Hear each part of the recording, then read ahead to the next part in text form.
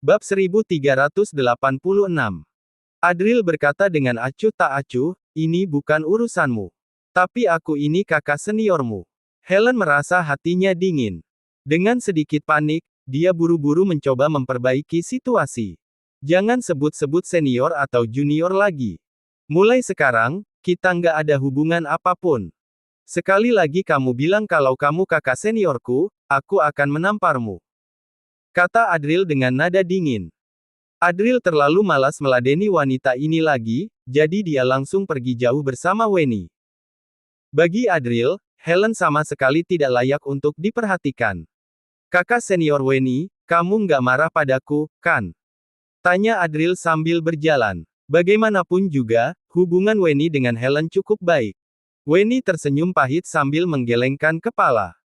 Dia menjawab, hubunganku dengannya adalah urusanku sendiri, itu nggak berarti aku bisa memaksamu melakukan apapun untuknya. Tenang saja, meski aku ingin membantunya, aku nggak akan menggunakan sumber daya yang kamu berikan padaku. Weni selalu tahu batasannya. Dia tidak pernah meminta sesuatu yang berlebihan. Adril tersenyum sembari berkata, kakak senior, aku dengar dari kepala akademi kalau pemilihan untuk kompetisi bela diri keluarga Janita akan segera dimulai. Weni tersenyum sambil membalas, aku memang berencana untuk ikut serta. Ah, tanya Adril. Dia merasa terkejut. Orang-orang mengikuti kompetisi bela diri untuk menikahi perempuan dari keluarga Janita, lantas mengapa dia ingin ikut?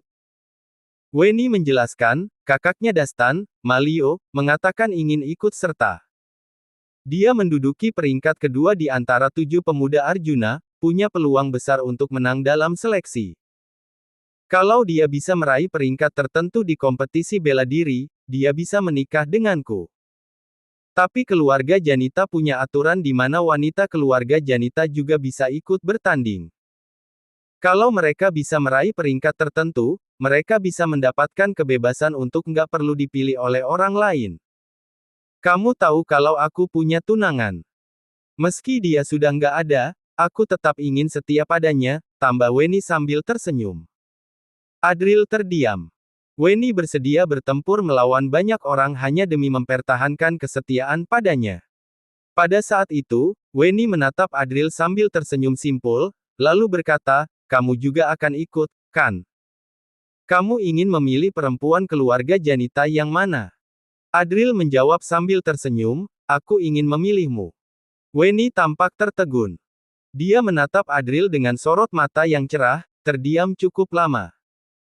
Adril berdeham, lalu melanjutkan, kakak senior, jangan salah paham. Aku berharap bisa memilihmu agar bisa membebaskanmu, supaya kamu nggak dipilih oleh orang lain. Setelah mendengar itu, kilat cerah di mata Weni perlahan memudar.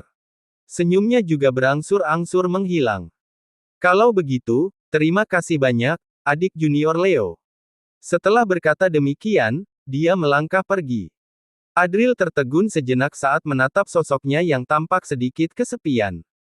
Di matanya, Weni yang dipandang orang sebagai penjahat besar kota Silas, tampak begitu polos dan bersih seperti selembar kertas putih. Wanita itu mulai menyukai dirinya. Setidaknya, wanita itu punya kesan yang baik terhadap dirinya. Apa aku ini malah membuat diri sendiri terjerat? Pikir Adril. Namun, saat ini dia menarik napas panjang, lalu melangkah ke arah mata air abadi. Dia harus membawa Weni kembali dari kompetisi bela diri. Jadi dia harus terus meningkatkan kekuatannya. Kali ini, dia mungkin bisa menyerap habis sesuatu dari dasar mata air abadi. Kali ini, saat Adril masuk kembali ke mata air abadi, dia hanya perlu mengayunkan kartu emasnya secara asal. Para murid yang sedang berlatih di sana pun langsung pergi. Namun, pada saat ini ada 2 orang yang tetap berada di tempatnya. Salah satunya adalah Dastan. Saat melihat Adril, dia menunjukkan wajah canggung, lalu berkata, kakakku ada urusan denganmu. Di sebelahnya, seorang pria muda berdiri dengan tangan terlipat di belakang. Usianya sekitar 30 tahun, wajahnya tampak serius dan kaku, serta dia mengenakan jubah hitam. Adril sudah sangat familiar dengan tanda ini. Ini adalah lambang tim penegak hukum. Dia menatap Adril dengan tatapan tajam, lalu berkata, "Namaku Malio." Adril tersenyum sambil membalas, "Ingin cari masalah denganku? Kakakku sebenarnya nggak punya niat jahat. Dia hanya ingin menanyakan sesuatu tentang Weni." Dastan buru-buru menjelaskan dengan wajah canggung. Dia tahu bahwa Adril baru saja mendapat bantuan dari kepala akademi. Namun, Malio mengangkat tangannya. Dastan pun menghela napas, lalu menutup mulutnya. Kemudian, Malio menatap Adril sembari berujar, "Aku berbeda denganmu. Kamu memiliki perlindungan dari keluarga Buana, serta mendapat perhatian dari kepala akademi. Apapun masalah yang kamu buat, akan ada orang yang membersihkan kekacauannya untukmu.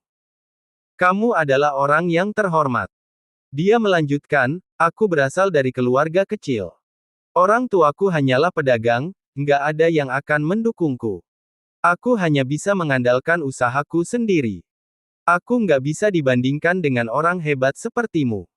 Bagi orang sepertiku, wanita seperti Weni adalah harta berharga. Sedangkan bagi orang hebat sepertimu, dia hanya mainan. Aku harap kamu sebaiknya nggak mendekatinya."